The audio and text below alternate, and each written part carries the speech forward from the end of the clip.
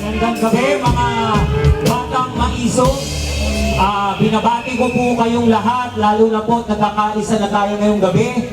At welcome po namin kayo dito sa lungsod ng Maynila. Ako po, isang batang Maynila, lumaki, nagkamulat dito sa lungsod ng Maynila. Nakakagalak po na nandito po kayo sa aming butihing lungsod, ang lungsod ng Maynila. Ang tawag ko po ngayon sa inyo, hihiramin natin ito. Siguro kilala niyo naman si Mayor Isko Moreno. Ang tawag niya sa amin sa mga taga-Maynila, Batang Maynila. Tayo, ang tawag ko sa inyo, mga batang maisog! Isig na mga batang maisog!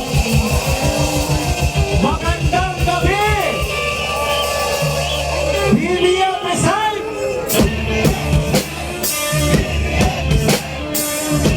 Opo! Naririnig mo ka kami dyan sa Malacanang.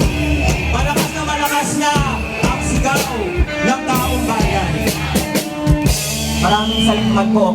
Gusto ko lamang po itakel sa inyo ang issue po sa walang hiya pong ginawa nila sa ating pinakamamahal na Vice Presidente Inday Sara Duterte. Napanood niyo po ba yon sa Kongreso? Nakita niyo ang agila na sinakmal at tangkang sasakmalin ng mga buhaya. Bahala na ho kayo kung sinong buhaya ang gusto nyo i-imagine sa inyo mga sarili.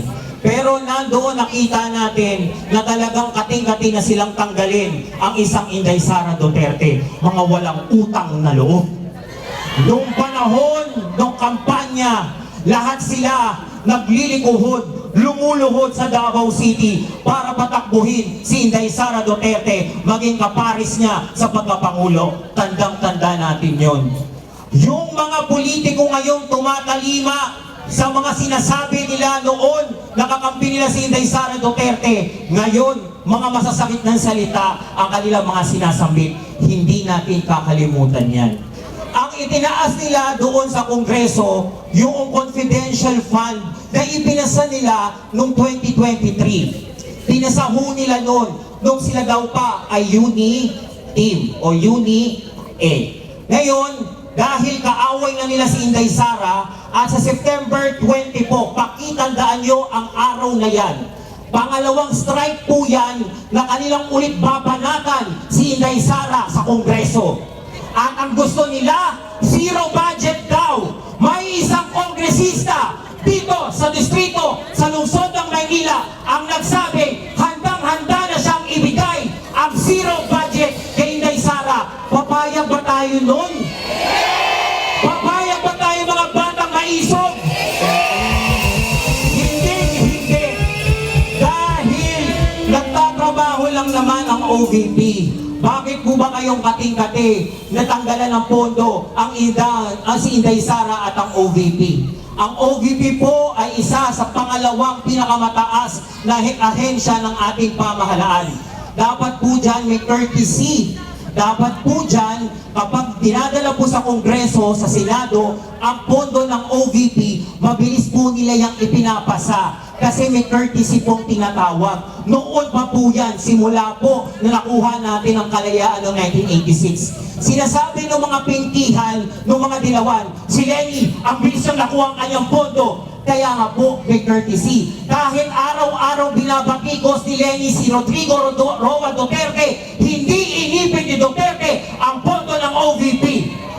Pero ngayon, kay Marcos, lahat ng pagpapahirap pamamahiya. Kaya ako po'y nalulungkot at gusto ko pong humingi ng tawad sa sambayan ng Pilipino. Tayo po ang nagluklok kay Inday Sara Duterte.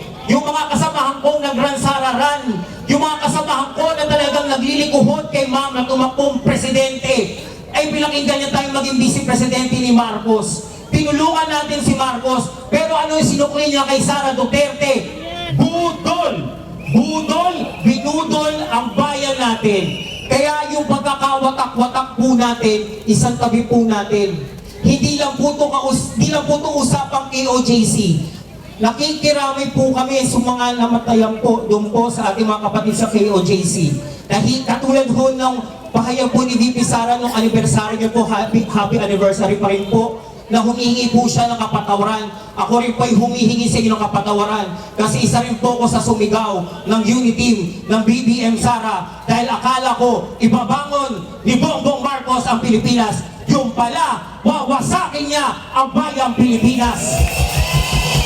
Sa mga manhid na Pilipino, huwag natin sayangin ang pagkakataong ito na huwag tayong husgahan ng ating mga apo na kapag tayo'y patay na, sasabihin nila, yung lolo ko, walang ginawa yan. Yung lola ko, walang ginawa yan. Hinayaan niyang magnakaw ang mga Marcos. Kaya ngayon, hirap na hirap pa rin kami sa buhay.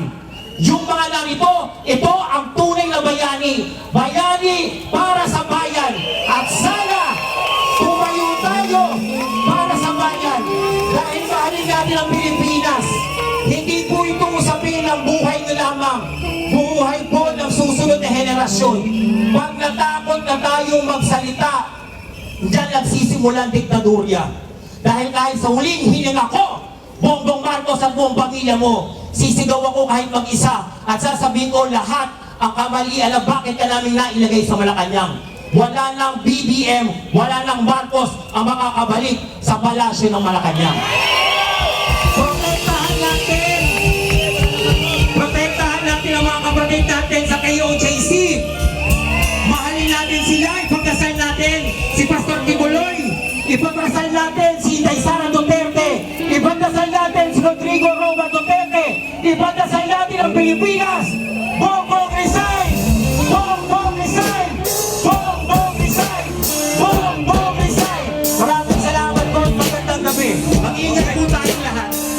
Okay. Maraming salamat po. Muli, palakpakan po natin ang isa sa ating mga resource person, si Sir Daniel Nobleza. Palakpakan po ulit natin. Mga kababayan, ngayong gabi po na ito, nais po nating i-acknowledge lahat ng mga sectoral organizations. Marami po ditong mga sectoral organizations, mga parallel groups. At yan po ay nais nating pag-isahin sa ating koalisyon. Ito po ang TAPS Coalition, Transparency, Accountability, Peace and Security, na panawagan po ng hakbang na maisog sapagkat naniniwala po tayo na ito po ang mabuting sandigan ng mabuting pamamahala ng ating gobyerno. Dapat meron po tayong transparency, accountability, peace and security. Kaya sa lahat po ng mga sectoral and parallel group organizations na nandito, tatlong bagsak, mabuhay po tayong lahat. Maisog kami! Maisog kami! Maisog kami! Tatlo lang! Okay. Maraming salamat, Brother Franco. So once again, gusto po nating i-acknowledge lahat ng mga kababayan nating naandito, maging kayo man ay individual, kayo man ay mga sectoral organizations, lalo na po sa ating mga bisita, welcome po kayo. Maraming salamat po sa pagiging maisog, Brother Franco. Correct, dahil ang dahilan kung bakit tayo nandito, maiba man ang organisasyon, maiba man ang sektor, ang pinaka-gist o pinaka-dahilan kung bakit po tayo nagtipon-tipon sa mga oras na ito ay ang pagpapakita ng pagkakaisa. Tama ba yun? Okay, Brother Franco, at huwag na natin patagalin, bigyan ulit natin ng pagkakataon. Ang isa sa mga nagpaunlak ngayong gabing ito para po tayo ay bigyan ng additional na energy sa gabing ito.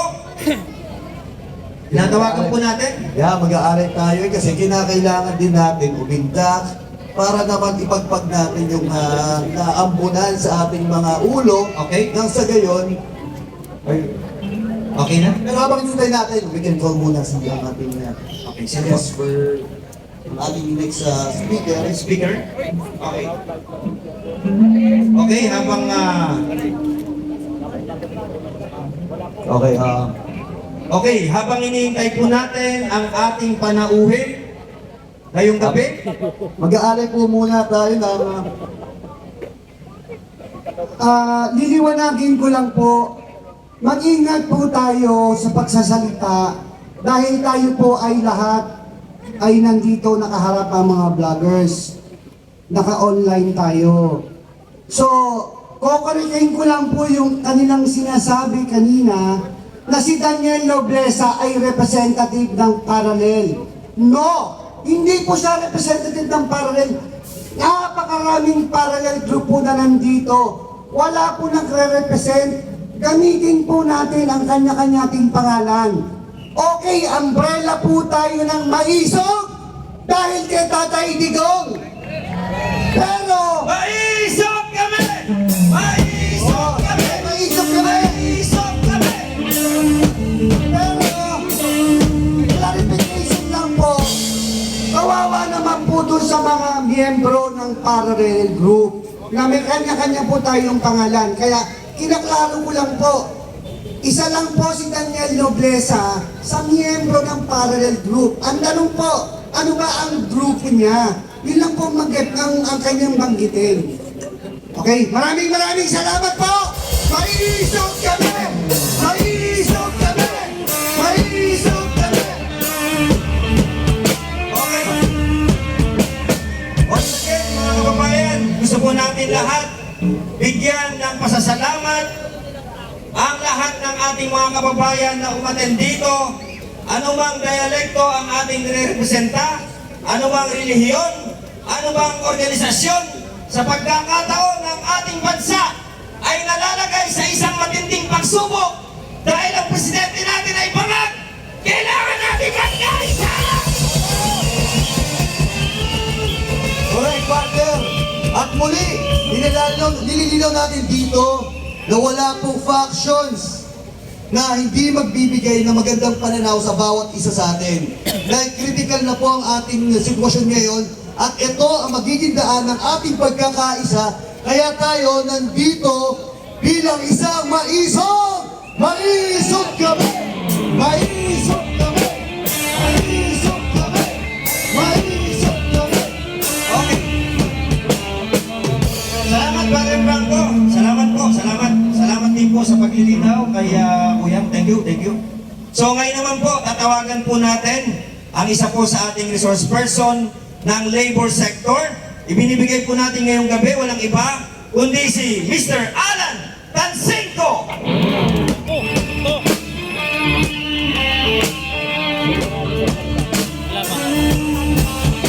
Isang mapagpalang gabi po sa lahat ng maisog. Mabuhay ang maisog! Ako po ay isang ordinaryong manggagawa na nakaranas ng kawalan ng hustisya. Lahat ho ng issue, lahat